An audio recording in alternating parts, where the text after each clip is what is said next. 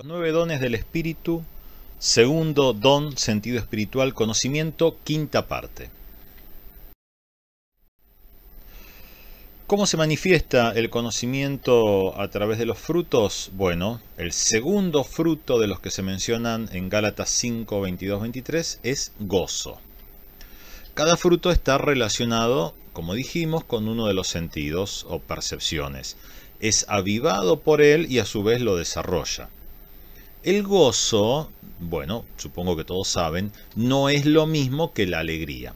Mientras que la alegría se relaciona con la sabiduría y es algo más superficial e inmediata. No es que la alegría esté mal de ninguna manera, pero es algo más inmediato, más superficial.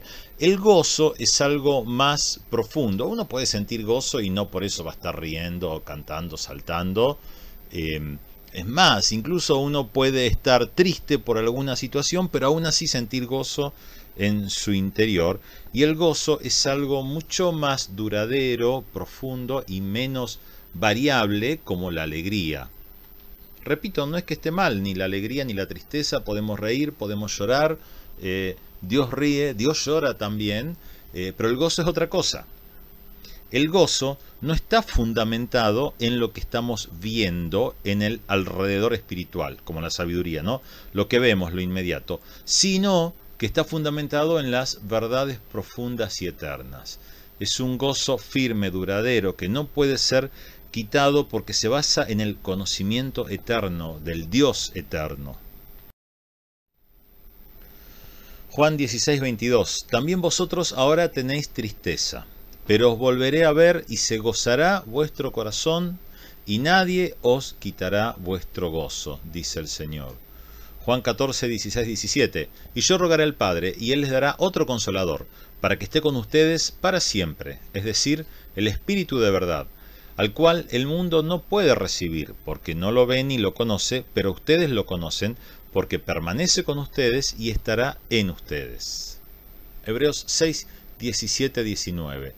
Por eso Dios, queriendo demostrar claramente a los herederos de la promesa que sus propósitos no cambian, les hizo un juramento, para que por estas dos cosas que no cambian y en las que Dios no puede mentir, tengamos un sólido consuelo los que buscamos refugio y nos aferramos a la esperanza que se nos ha propuesto.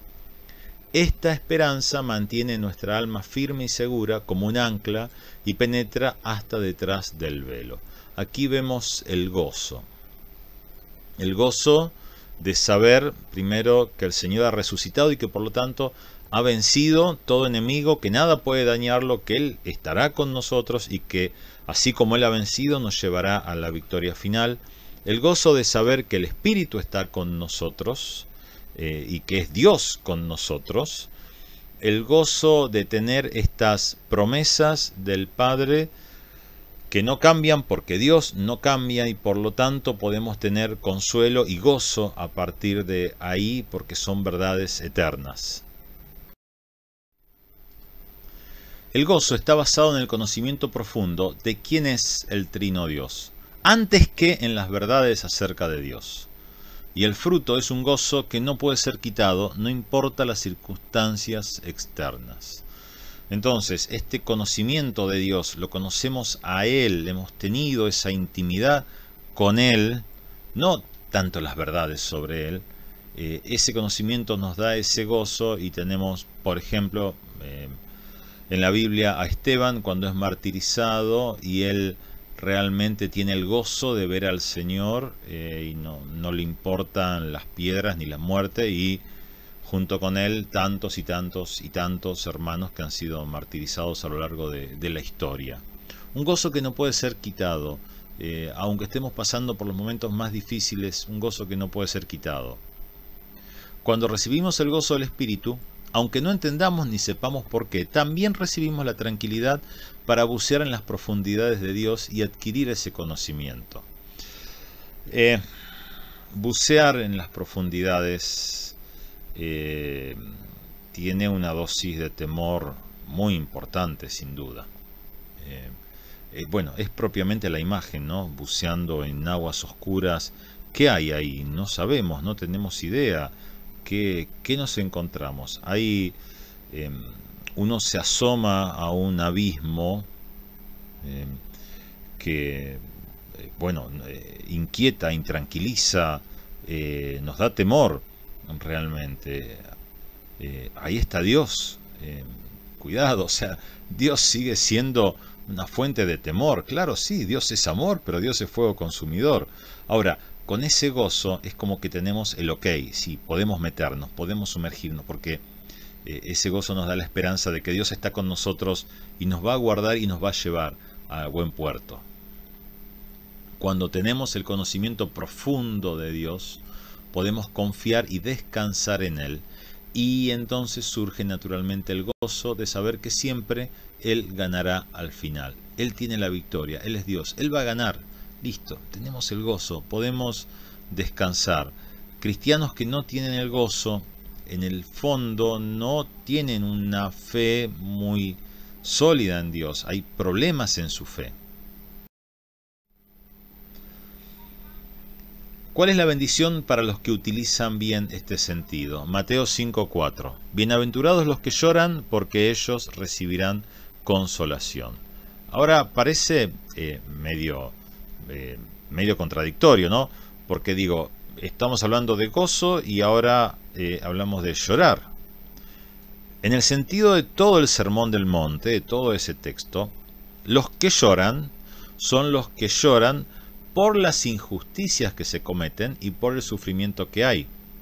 No están bajo el sopor o estupor de los que no ven el mundo espiritual, porque hay gente que está contenta, está feliz, ve lo positivo, siempre quiere ver lo positivo, y no digo que no existan cosas positivas, pero realmente no está viendo la enorme montaña de maldad y sufrimiento que hay.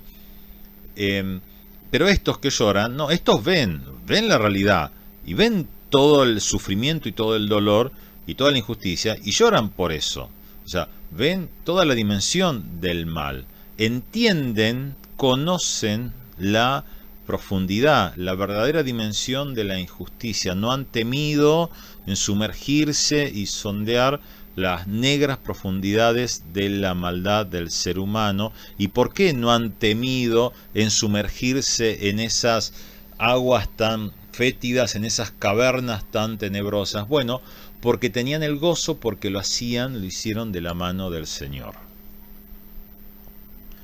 El consuelo para estos que lloran es recibir un conocimiento más profundo aún, de tal forma que el creyente puede entender que por detrás del dolor y el sufrimiento actual, que lo hay, que lo es y que es cada vez mayor, Dios sigue al control y tiene tesoros de conocimiento y poder que van a traer una gran liberación.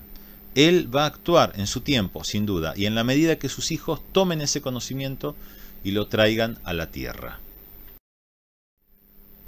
Eclesiastés 1:14.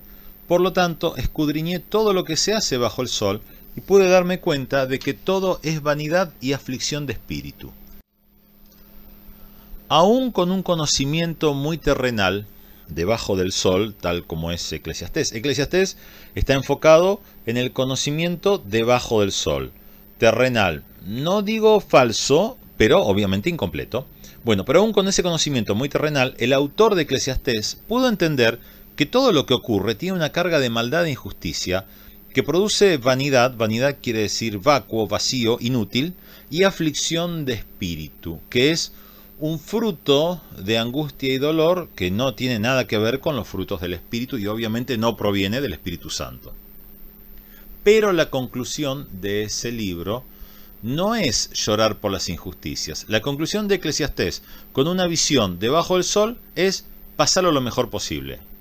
Ok, es una visión imperfecta de un tiempo de revelación todavía parcial, imperfecta. El don de conocimiento se desarrolla por no seguir una fe religiosa. Mateo 5, 17, 20. No piensen ustedes que he venido para abolir la ley o los profetas. No he venido para abolir, sino para cumplir. Porque de cierto les digo que mientras existan el cielo y la tierra, no pasará ni una jota ni una tilde de la ley hasta que todo se haya cumplido. De manera que cualquiera que quebrante uno de estos mandamientos muy pequeños y así enseñe a los demás, será considerado muy pequeño en el reino de los cielos. Pero cualquiera que los practique y los enseñe, será considerado grande en el reino de los cielos. Yo les digo que, si la justicia de ustedes no es mayor que la de los escribas y los fariseos, ustedes no entrarán en el reino de los cielos. Bueno, aquí tenemos la segunda sección de la primera mitad del Sermón del Monte.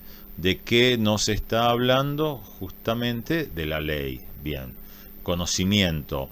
¿Cómo es este conocimiento? Jesús está poniendo algo muy en claro.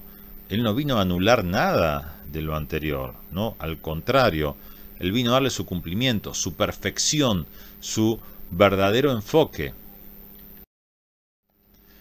El fundamento sigue estando en la palabra, toda la palabra. Cuando Jesús dice la ley y los profetas, se está refiriendo obviamente a todo lo que conocemos como el Antiguo Testamento. Este conocimiento profundo, es decir, entender los tesoros de la palabra, es el fundamento de toda la vida que agrada a Dios. Es el tema central del Sermón del Monte y el Nuevo Pacto no lo anula. El Nuevo Pacto no anula nada de lo que nosotros llamamos el Viejo Testamento. Todo lo contrario, lo completa, lo termina de explicar y le da su verdadero cumplimiento. El don de conocimiento, el sentido espiritual del conocimiento, suele ser despreciado en muchos ámbitos como algo muy teórico y poco práctico, pero en realidad es todo lo contrario. Es algo que está dando la chispa de la dinamita. Es como en las películas cuando hacen el reguero de pólvora y llega hasta el barril de dinamita, ¿no? Entonces uno ve esa chispa pequeña y un fueguito que va corriendo y parece algo despreciable, pequeño, pero cuando llega el momento indicado, bueno, explota todo. Por lo tanto, valorar y tener en alta estima y cuidado la palabra, aún lo más pequeño, va a desatar el sentido espiritual, toda esa dinamita, todo ese poder. Mateo 6, 16, 18. Cuando ustedes ayunen, no se muestren afligidos como los hipócritas, porque ellos demudan su rostro para mostrar a la gente que están ayunando. De cierto les digo que ya se han ganado su recompensa. Pero tú, cuando ayunes, perfúmate la cabeza y lávate la cara, para no mostrar a los demás que estás ayunando, sino a tu Padre que está en secreto. Y tu Padre que ve en lo secreto te recompensará en público. La segunda sección de la segunda mitad del Sermón del Monte. Cómo el sentido se desarrolla por crecer en la fe verdadera. Ya no se trata de dejar una fe religiosa, una vida religiosa, ahora se trata de crecer. El ayuno verdadero, lo primero y principal que logra, no es manipular a Dios. O sea, yo no voy a ayunar para convencerlo a Dios por mi gran sufrimiento de que, bueno, pobrecito, sí, tengo que darle lo que me pide. No tiene nada que ver con eso. Lo que logra es habilitarnos para profundizar en esos tesoros de conocimiento divino. Nos despoja del poder de nuestra alma para interponerse en esa búsqueda, siempre y cuando obviamente no sea usado como una exhibición pública de piedad, ¿no? Todas las disciplinas religiosas en determinados ámbitos están muy buenas porque, claro, yo puedo mostrar cuán esforzado soy en el ayuno, en la oración, en la lectura bíblica, etcétera, etcétera, y eso me da medallas en algunos ámbitos. Bueno, está claramente no me da ninguna medalla delante de Dios, pero cuando es realizado como corresponde, entonces puedo profundizar en ese conocimiento de Dios.